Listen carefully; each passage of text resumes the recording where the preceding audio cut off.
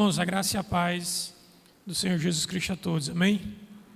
Só explicando a ausência, como vocês podem perceber, dos nossos dois pastores, eles estão em uma programação ali na igreja que fundou a nossa mãe ali na igreja do Moreno.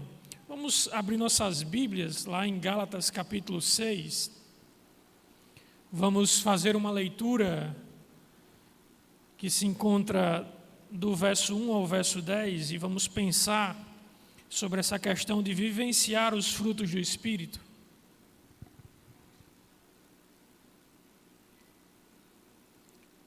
Diz assim a palavra de Deus: Irmãos, se alguém for surpreendido em alguma falta, vocês que são espirituais, restaurem a pessoa com espírito de brandura, e que cada um tenha cuidado para que não seja também tentado. Levem as cargas uns dos outros, e assim estarão cumprindo a lei de Cristo. Porque se alguém julga ser alguma coisa, não sendo nada, engana-se a si mesmo. Mas cada um examine o seu próprio modo de agir, então terá motivo de gloriar-se unicamente em si, não no outro. Porque cada um levará o seu próprio fardo. Mas aquele que está sendo instruído na palavra, compartilhe todas as coisas boas com aquele que o instrui. Não se enganem. De Deus não se zomba, pois aquilo que a pessoa semear, isso também colherá. Quem semeia para a sua própria carne, da carne colherá corrupção, mas quem semeia para o Espírito, do Espírito colherá a vida eterna. E não nos cansemos de fazer o bem, porque no tempo certo faremos a colheita, se não desanimarmos. Por isso, enquanto tivermos oportunidades, façamos o bem a todos, mas principalmente os da família da fé. Meus queridos, no final do capítulo 5, se vocês prestaram atenção na leitura que foi feita, o apóstolo Paulo ele começa a fazer um contraste entre os frutos do Espírito e as obras da carne. A gente viu aqui na leitura bíblica. E esses frutos do Espírito, eles são uma mudança no caráter daqueles que creram no Evangelho e foram alcançados pelo Evangelho. Quando o Evangelho alcança uma pessoa, a primeira coisa que o Evangelho faz é mudar o caráter dessa pessoa. Essa pessoa começa a dizer não para o pecado e começa a desejar, querer viver em santidade. É os frutos que o Espírito produz no caráter dela. É a bondade, é a mansidão, é o amor, como foi lido aqui. Só que esses frutos, essa mudança de caráter, não fica apenas internamente. Ela se manifesta, ela começa a desembocar em ações para com o próximo. É disso que trata, meus irmãos, o capítulo 6. No capítulo 6, nós aprendemos onde e como alguns desses frutos do Espírito se manifestam na vida prática. Como é que você vivencia, como é que você pratica os frutos do Espírito? Note que no verso 25, que foi lido aqui, diz que aqueles que são guiados pelo Espírito devem viver segundo o Espírito. Nós precisamos vivenciar esses frutos na prática. E aí o apóstolo Paulo, nesse capítulo 6, verso do 1 ao 10, ele vai nos mostrar pelo menos 3 formas que nós vivenciamos o fruto do Espírito na prática. Em primeiro lugar, nós vivenciamos o fruto do Espírito na misericórdia com o caído. Nós vivenciamos o fruto do Espírito na misericórdia para com o caído. Olha o que é que diz, meus irmãos, o verso 1 do texto. Irmãos, se alguém for surpreendido em alguma falta, algumas versões diz pecado, vocês que são espirituais, restaurem essa pessoa com o espírito de brandura, e que cada um de vocês tenha cuidado para que não seja também tentado. Levem as cargas uns dos outros, e assim estarão cumprindo a lei de Cristo. Note, meus irmãos, que o apóstolo Paulo aqui está trazendo uma situação hipotética, mas uma situação hipotética que acaba sendo muito real na igreja. Se alguém for surpreendido em algum pecado, se alguém for surpreendido em alguma falta. A queda, meus irmãos, de algum irmão em pecado é algo que é muito comum acontecer. Isso pode acontecer com qualquer um que é cristão. Ele pode, em um momento em que ele deixou de vigiar pela sua própria vida, ele pode acabar caindo em algum pecado. Ninguém está imune, meus irmãos. Ninguém. Todos os que estão aqui nessa noite, que já entregaram sua vida ao Senhor Jesus Cristo, não pode dizer que nunca cometeu pecado, ou que nunca vai cometer pecado, que nunca vai faltar contra Deus, porque todos nós, apesar de sermos regenerados pelo Espírito de Deus, apesar de termos os frutos do Espírito Santo em nosso coração, de termos a ação de Deus trabalhando em nossas mentes, nós ainda podemos pecar. E nós percebemos isso na nossa prática diária. Mas deixe-me dizer uma coisa interessante nesse texto.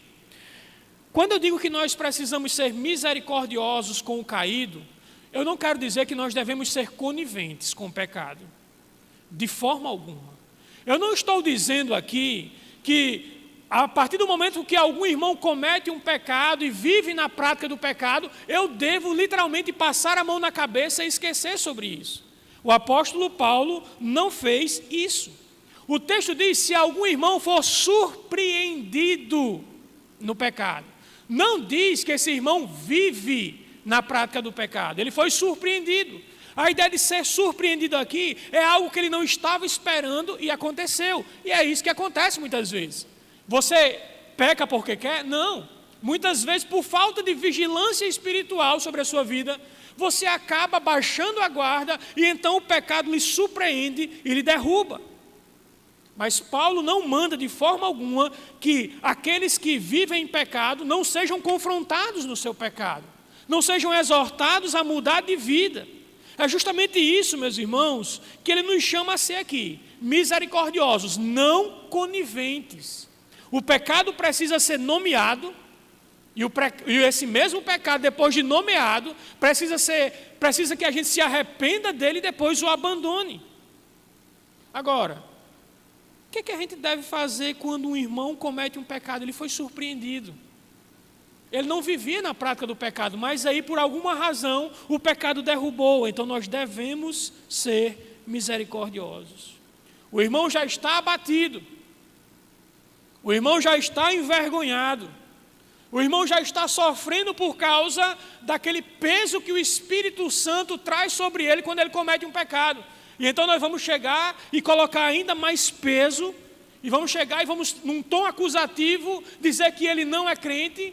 Não, nós precisamos ser misericordiosos, meus irmãos.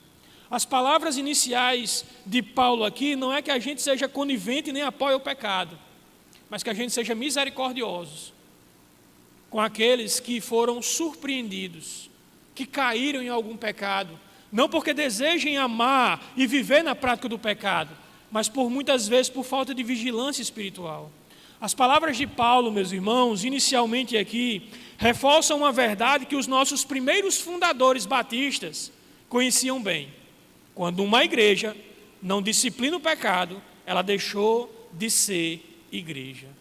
Agora, qual deve ser a nossa atitude quando alguém cai no pecado? É ser misericordiosos. Agora, notem algo interessante que Paulo diz aqui. Quando Paulo ele vai falar sobre isso, ele não foca nem tanto no pecado, ele vai dizer, o pecado foi esse. Nem tanto no nome da pessoa que pecou, né? Mas ele vai focar, meus irmãos, na atitude daquele que vai corrigir o irmão, daqueles que vão corrigir. Ele diz o quê? Vocês que são espirituais, corrijam com espírito de brandura. A ideia de brandura aqui é delicadeza. A palavra corrigir aqui no grego, não sei se vocês já passaram por essa experiência, é a ideia de colocar um osso no lugar. A palavra corrigir aqui no grego é a mesma palavra usada para colocar um osso no lugar. Eu tenho um dedo do pé, do lado esquerdo, o dedo mindinho, que ele sai do lugar. Quem tem ossos que sai do lugar sabe que a experiência é gasturenta. Você sente o negócio estalando ali, né? E você sabe que não está no lugar. E você vai bem delicadozinho, faz um jeitinho, faz treco. E aí coloca o osso de novo no lugar. É mais ou menos isso que Paulo está dizendo aqui. Paulo está dizendo, se algum irmão pecar, vocês vão lá com um jeitinho. Se ele foi surpreendido, se ele não é um pecador inverterado lá, que ele está direto ali vivendo na prática, vocês vão de mansinho. Vocês vão com cuidado para ajudar esse irmão a enxergar o seu erro, o problema que é permanecer naquele erro, para que vocês possam recuperar o irmão, para que vocês possam colocar de novo o osso no lugar, colocar esse irmão de volta na comunhão. Só que Paulo aqui, se vocês perceberam no verso 1, olhem bem para o texto diz assim, com cuidado. Quando Paulo diz aqui com cuidado, meus irmãos, é porque ele está mandando com que a gente não seja tentado pelo pecado do orgulho de se achar melhor do que aquele que a gente está tentando consertar. Ele diz, tenha cuidado de ti mesmo. Quando vocês forem exortar ou ajudar alguém que caiu em pecado, tomem muito cuidado. Cuidado com o pecado do orgulho de se achar melhor ou superior àquele que caiu. Por que eu sei que é isso que Paulo está querendo dizer? Porque se vocês olharem comigo o verso 3, olha o que é que o verso 3 diz. Porque se alguém julga ser alguma coisa não sendo nada, engana a si mesmo. Mas que cada um examine o seu próprio modo de agir, e então terá motivo de gloriar-se unicamente em si e não no outro. Tem gente que gosta de trazer glória para si, mas à custa dos outros. É tipo assim, rapaz, eu sou melhor do que fulano porque eu não cometo aquele pecado. Se acha melhor do que os outros porque não comete certos tipos de pecado. Eu disse alguns domingos atrás aqui nesse púlpito, que a única coisa que nos separa, meus irmãos, de um bêbado deitado sobre o próprio vômito agora num bar, drogado, seja lá o que for, é a graça de Deus. Não é porque somos melhores do que Ele, é porque Deus decidiu nos chamar por meio da pregação do Evangelho. Deus decidiu nos transformar e nos fazer crer nesse Evangelho, e a viver esse Evangelho. Então nós não devemos olhar para o outro quando peca, com um olhar de superioridade, de se achar melhor do que ele, porque nós não somos. É a graça de Deus que distingue, é a graça de Deus que nos associa. Então não importa, meus irmãos, de forma alguma. Quanto tempo você tem na caminhada na fé? O pecado é uma possibilidade para todos nós. Se não vigiarmos, se não tomarmos cuidado, nós seremos tentados e cairemos. E cairemos. Então a pergunta que eu faço para você nessa noite é sobre o que você sente quando toma conhecimento ou vê o pecado do outro. O que é que você sente? Você sente misericórdia, você ora, ou você literalmente se acha melhor do que ele? Você tenta ajudar ou ignora esse irmão? Você critica ou você ora por ele? O chamado de Paulo aqui, meus irmãos, daqueles que foram regenerados, que têm o fruto do Espírito, é demonstrar misericórdia para com o caído. O chamado de Paulo aqui é ajudar o irmão a voltar o caminho, não tratá-lo como um inimigo ou desprezo. Às vezes acontece isso, né? A pessoa comete algum pecado e então alguns irmãos tratam ele como um leproso. E não, ele não quer mais conversa com ele, não. Na verdade, nós deveríamos, meus irmãos, amá-lo e tentar trazê-lo de volta. E não ficar julgando o pecado dos outros. Eu acho que toda igreja, meus irmãos, eu acho que em toda igreja, a nossa não é diferente. A gente tem um desprazer de conviver com pessoas que vivem apontando o pecado dos outros. É um desprazer conviver com pessoas assim, mas é a realidade de todas as igrejas. Pessoas que se acham super crentes e que jamais cairão em tal pecado. São orgulhosos demais. Em todo canto tem gente que anda parece que com a trena para medir a roupa do povo, mas não mede a língua. Vive questionando a forma como os outros gastam seu dinheiro, mas aí é cheio de cobiça dentro do coração dele. Todo canto, meus irmãos, tem isso. Mas esse texto nos ensina que diante do pecado a gente deve ser misericordiosos e não julgar. Essa é a nossa primeira atitude, é isso que nós devemos fazer. E Paulo acrescenta, meus irmãos, duas razões para a gente ser misericordioso aqui com o pecado do outro. Quando o outro cai. Primeiro, veja no verso 2 como é interessante. A primeira coisa que ele diz é que a gente deve levar as cargas uns dos outros. E no verso 5 ele diz, cada um tem a sua própria carga. Veja que ainda no verso 2 ele diz, porque fazendo isso, nós cumprimos a lei de Cristo. A ideia aqui de levar a carga, meus irmãos, é a ideia, por exemplo, de um animal de um burro de carga que pegou uma carga tão pesada que ele caiu e ele está sem força para se levantar. Essa é a ideia, levar a carga uns dos outros. Paulo tem a ideia aqui daqueles animais que pegavam a canga que tem duas. A gente é acostumado a ver que uma carroça, né, só com um animal, né? Mas no mundo antigo era muito comum uma carroça ter dois. Só que quando a carga era muito pesada que um não aguentava, um caía e o outro ficava de pé, ajudando ainda a manter a carga. Paulo está falando a mesma coisa aqui. Porque é isso que o pecado faz, meus irmãos, na nossa vida. Ele causa não apenas a dor, mas também o desânimo. A pessoa se abate, aquele que é verdadeiramente crente, lavado e remido pelo sangue de Cristo, ele nunca vai ter prazer no pecado. Ele sempre vai cair, mas imediatamente será acusado pelo Espírito Santo em sua consciência do que é o pecado aos olhos de Deus, então ele vai se abater. E esse irmão que caiu no pecado, ele está ali jogado, abatido sobre o peso e o fardo do pecado. E então o que é que Paulo diz aqui? Olha, vocês aí, peguem aí, bota a carga e levanta esse irmão. Esse irmão não precisa ser apedrejado, ele precisa ser consolado, ajudado. E muitas vezes nós não vemos isso, meu irmão, a gente não vê isso. Mas Paulo diz que a gente deve levar a carga uns dos outros. E ele diz, porque assim estaremos cumprindo a lei de Cristo. Devemos levar as cargas uns dos outros primeiro, porque estaremos cumprindo o quê? A lei de Cristo. Quando Cristo veio ao mundo, meus irmãos, o próprio texto profético que é citado por Mateus diz, ele não vai apagar a tocha que está já fumegando, apagando. Ele não vai quebrar a cana que entortou. Por quê? O que ele está dizendo aqui? Que quando Jesus veio, ele não veio para esmagar pecadores. Ele não veio para condenar pecadores. Ele veio para resgatar, para amar, para consolar, para ajudar. E nós devemos fazer a mesma coisa. Nós precisamos entender que só há um juiz. E esse juiz não abre mão do seu direito de julgar. E ele estabeleceu um dia para julgar. O dia do seu retorno. Então, que nós não sejamos, meus irmãos, orgulhosos. Que nós não sejamos indiferentes. Porque, em segundo lugar aqui, a segunda razão que ele dá para a gente ser misericordioso com o caído, além de cumprir a lei de Cristo, é que todos nós temos a nossa carga. Veja o que ele diz no verso 5. Pois cada um levará a sua própria carga. Paulo está dizendo aqui que todos nós, meus irmãos, temos uma carga a levar. Todos nós somos tentados em áreas diferentes.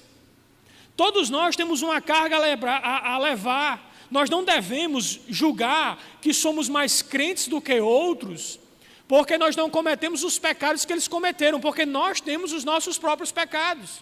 Nós temos cargas e cedo ou tarde, meus irmãos, nós precisaremos de ajuda. É por isso que Paulo diz lá em 1 Coríntios, capítulo 10, verso 12, que aquele que está de pé, cuidado. Cuidado para quê? Para que não caia. É por isso que nós devemos olhar com misericórdia. Qual é a lei de Cristo que ele diz? O que você quer que os homens façam a você? Façam a ele também. Você queria ser odiado por algum erro que você cometeu? Não era a sua intenção, mas você cometeu. Você queria ser odiado por isso? Não, né? Então nós não podemos, meus irmãos, de forma alguma nós devemos ajudar aquele que caiu, não se sentir orgulhoso.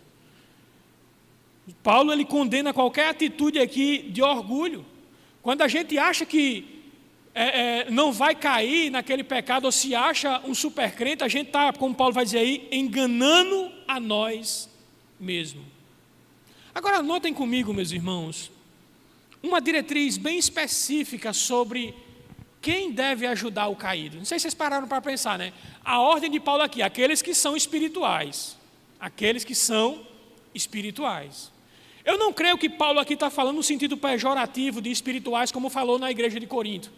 Lá eles se achavam super crentes. Então, Paulo fala de forma pejorativa, vocês são espirituais. Mas aqui ele está falando realmente de pessoas que amadureceram na fé.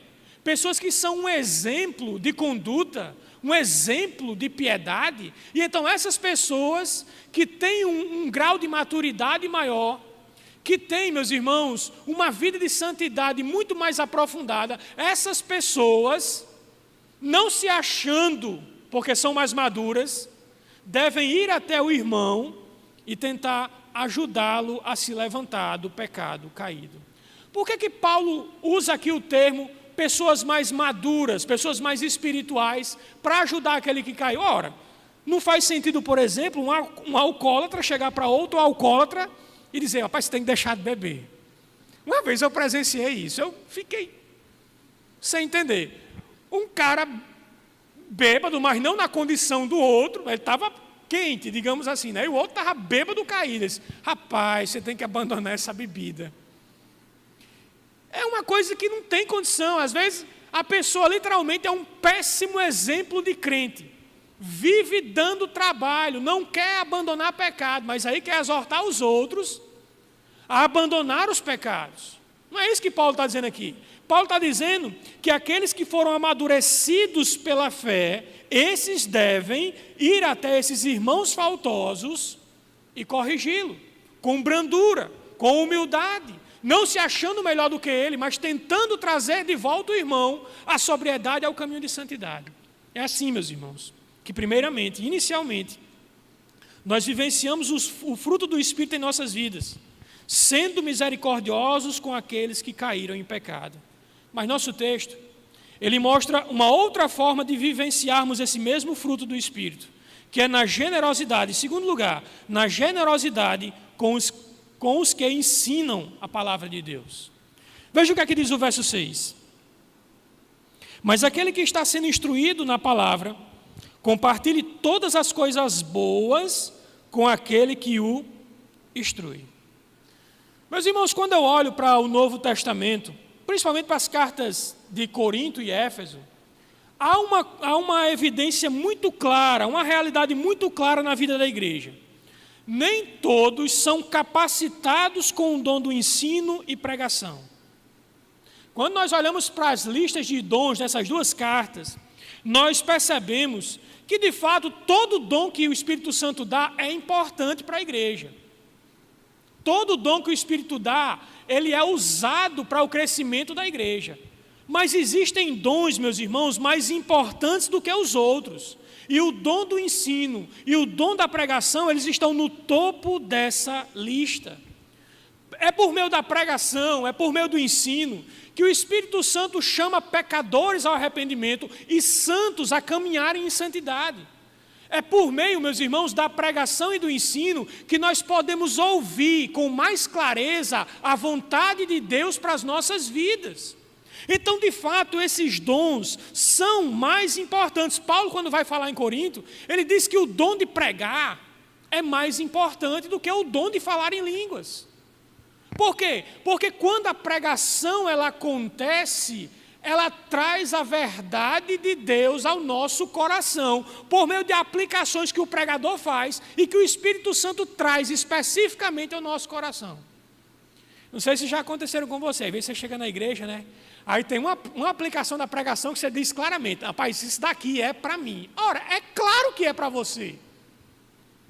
Porque é o Espírito de Deus usando a palavra dele para falar o seu coração. Então a pregação de fato, meus irmãos, é o dom mais importante. Mas apesar de ser um dom, o ensino, apesar de ser um dom, ele é um dom que exige, meus irmãos, muita sabedoria, muito discernimento e requer muito estudo das Sagradas Escrituras. E isso leva tempo. Perguntei a um amigo meu quanto tempo ele levava para fazer um sermão. E ele dizia que se fosse colocar ininterruptamente o tempo que ele demorava para fazer um sermão, ele demorava em torno de 20 horas seguidas. Claro que ele para comer, para descansar, para relaxar, deixa 1 ou 2 pontos terminar, termina o terceiro. Mas ele diz que são 20 horas. 20 horas olhando o texto bíblico, olhando comentários, olhando textos gregos, olhando de uma forma aprofundada. Meus irmãos, isso leva muito tempo.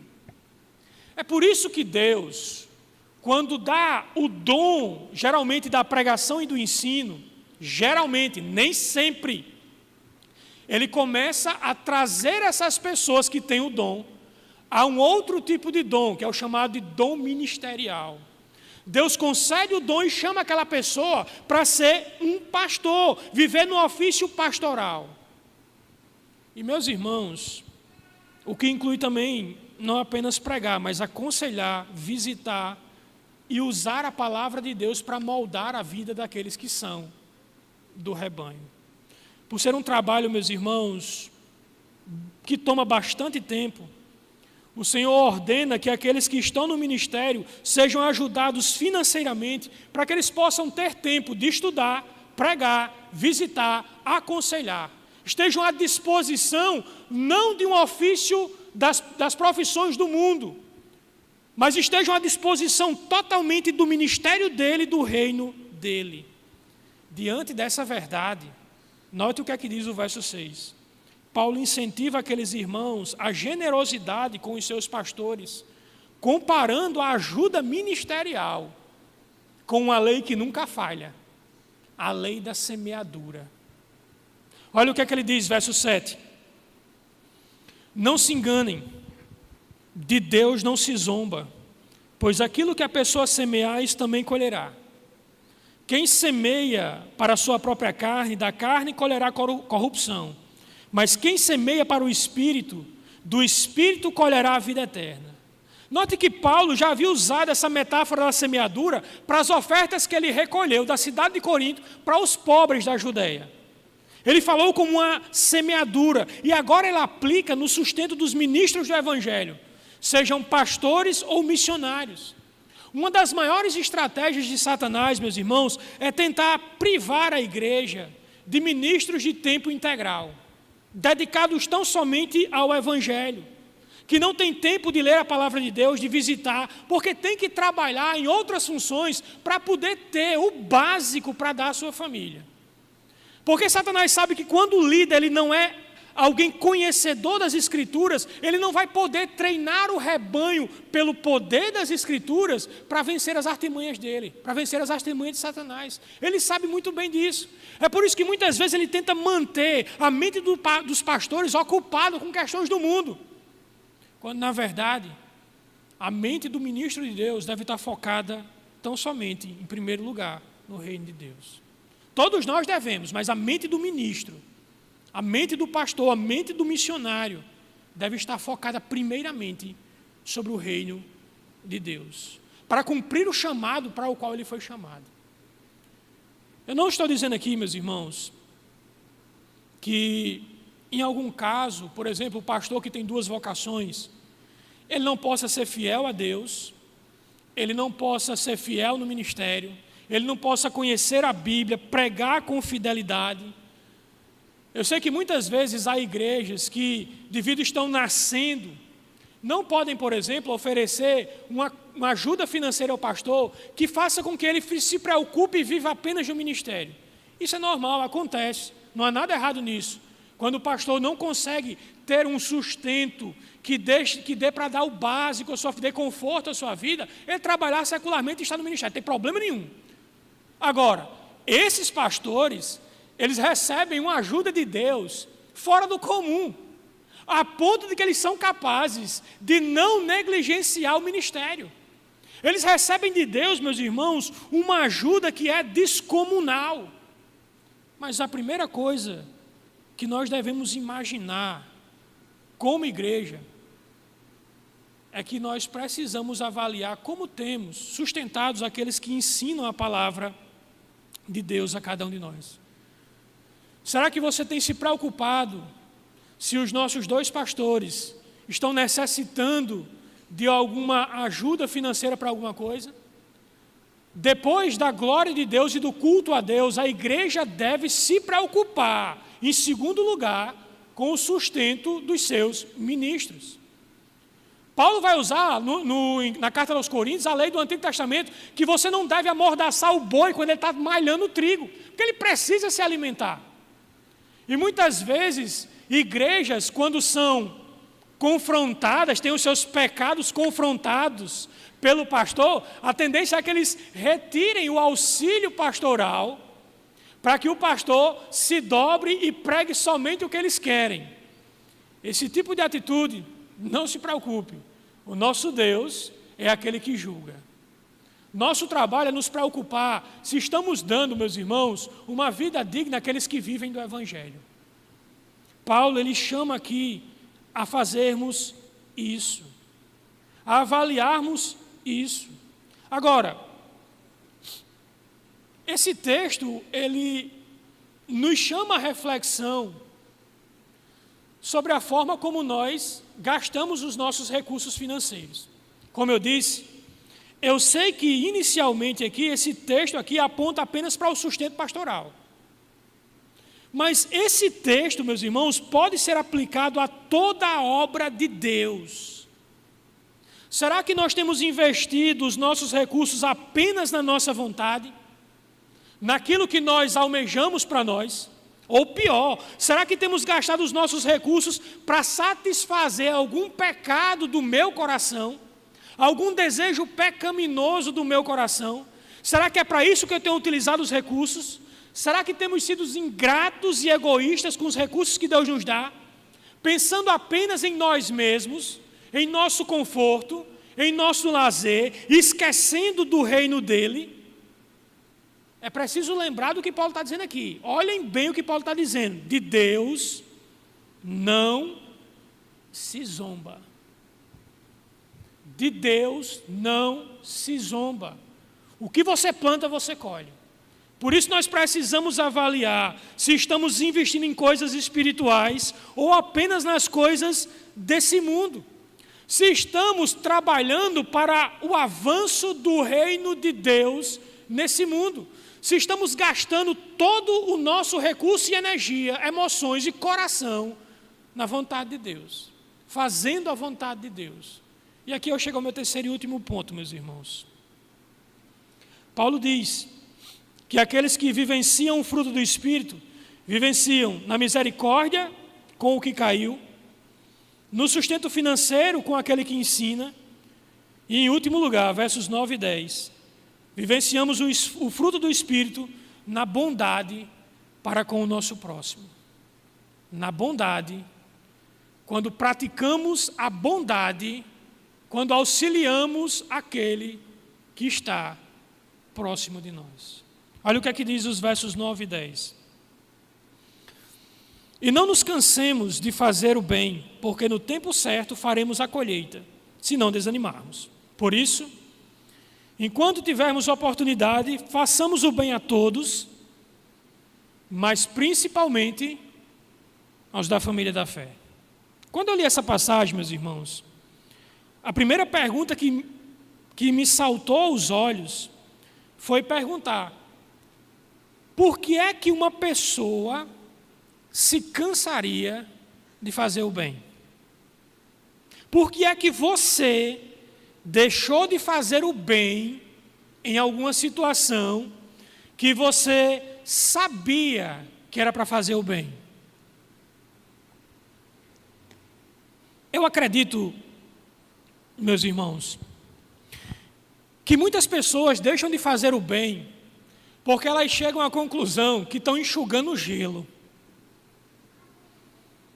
Pense numa situação difícil. Quando você chega numa situação que você fica imaginando: pô, eu estou enxugando o gelo. Você já tentou enxugar gelo? Enxuga. Não enxuga não, está sempre molhado.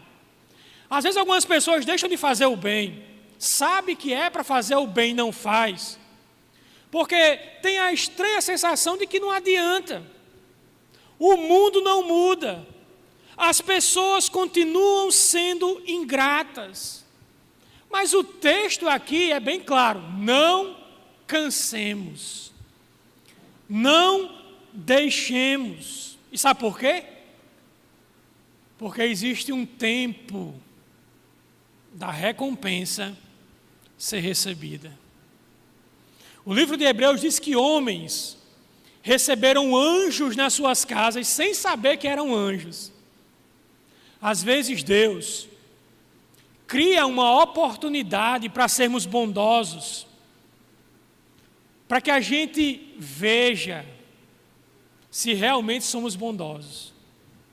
Às vezes Deus cria oportunidades para sermos bons. Eu lembro de uma história que eu li há muito tempo, quando eu trabalhava na livraria, bem antigo, viu, Suília? Igual essa foto aí. Que era um livro chamado Histórias Interessantes, da editora Sextante. Ainda estou com a memória boa, viu? E nesse livro contava a história sobre uma senhora que havia quebrado o seu carro em uma autoestrada. E o carro tinha furado o pneu. O problema do carro era um pneu furado, mas infelizmente aquela senhora que beirava os seus 50 anos, ela não tinha força suficiente para trocar o pneu do carro. E ela ficou dentro do carro, como a estrada era um pouco deserta, ela ficou dentro do carro. E haja passar gente. Ninguém parava. Daí a pouco, vem um rapaz em uma moto e ele para lá. E quando ele para, ela fica um pouco assustada, porque é uma estrada meio que vazia, ela não baixa o vidro. E então ele bate no vidro e ela diz, o pneu está furado. E ele pede que ela destrave o porta-malas do carro para pegar as ferramentas, pegar o estepe e trocar o pneu do carro. E então ela abre, ele pega lá e começa a trocar o pneu. Enquanto ele está trocando o pneu do carro, ela pega e baixa o vidro do carro e começa a conversar com ele. E ele diz, olha, fica dentro do carro que é mais quentinho do que aqui fora. E então eles começaram a conversar enquanto ele trocava o pneu do carro. Quando ele terminou de trocar o pneu do carro, a senhora pegou na bolsa e aí foi pagar ele. Ele disse, não, você não me deve nada. E ela se assustou porque ela sabia que se ninguém tivesse parado ali, o que ia ser dela? E ela tinha uma dívida de gratidão com aquele homem. Então ele, você quer quanto? Não, você não me deve nada. Mas como é que eu posso lhe ajudar? Rapaz, você quer saber como é que você pode me ajudar mesmo?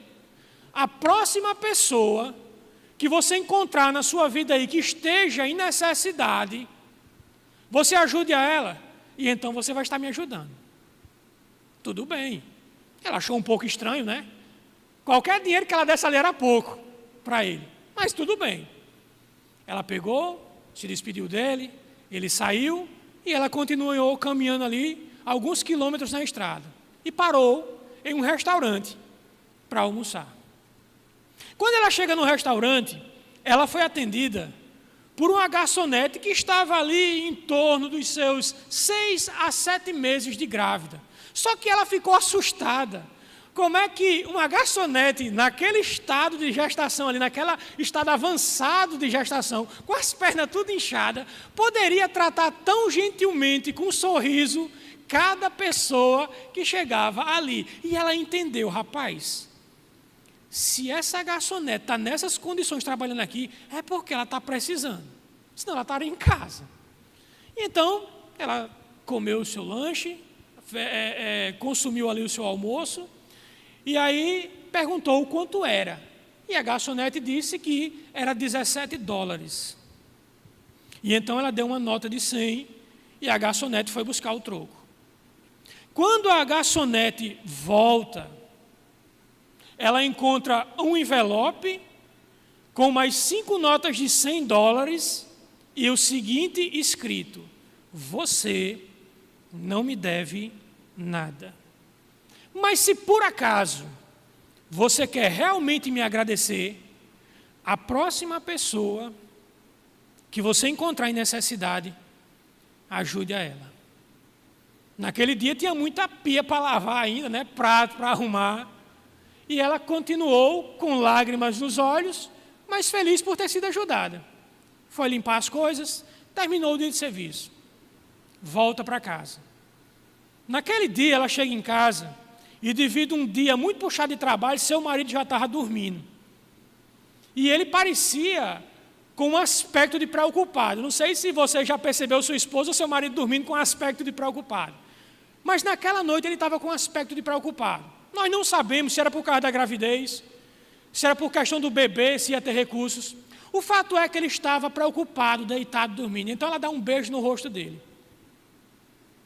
E então ela diz que iria ficar tudo bem. Aquele homem era o homem que tinha ajudado a mulher na autoestrada.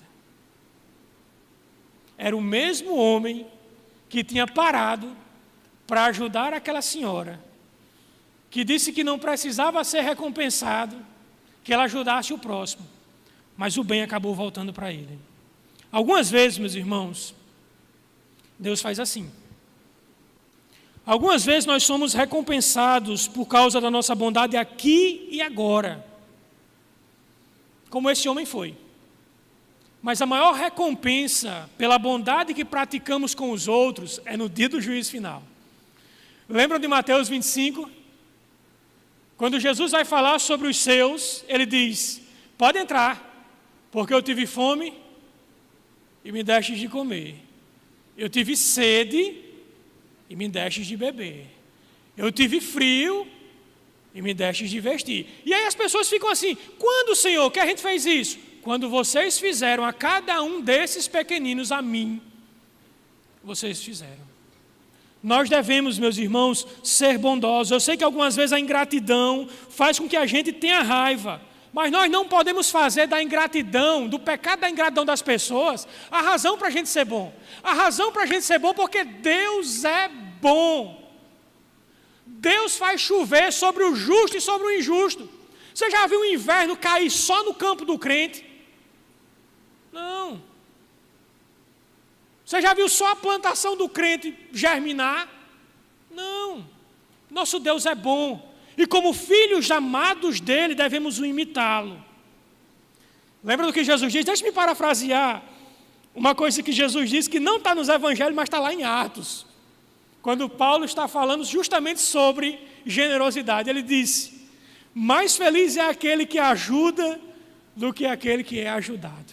Melhor é dar do que receber. Mas não entenda, meus irmãos, de forma alguma que isso aqui é barganha com Deus. Eu vou ser bom agora, eu vou ajudar as pessoas agora, hoje, para que no final do mês Deus chegue aqui com a minha parte. Isso aí é teologia da prosperidade, isso não é teologia batista. Nós ajudamos porque somos obedientes ao nosso Deus. Porque amamos ajudar a quem necessita. A motivação para sermos bondosos é a obediência e amor que Deus derramou nos nossos corações, não recompensa. Embora Deus prometa recompensar, não visamos a recompensa, visamos tão somente a obediência. Deus me manda ser bom, então eu serei bom. O apóstolo conclui, meus irmãos, com uma diretiva específica. Ele diz: nós devemos ajudar a todos, mas principalmente os da família da fé. Seria realmente estranho, né? Somos irmãos em Cristo.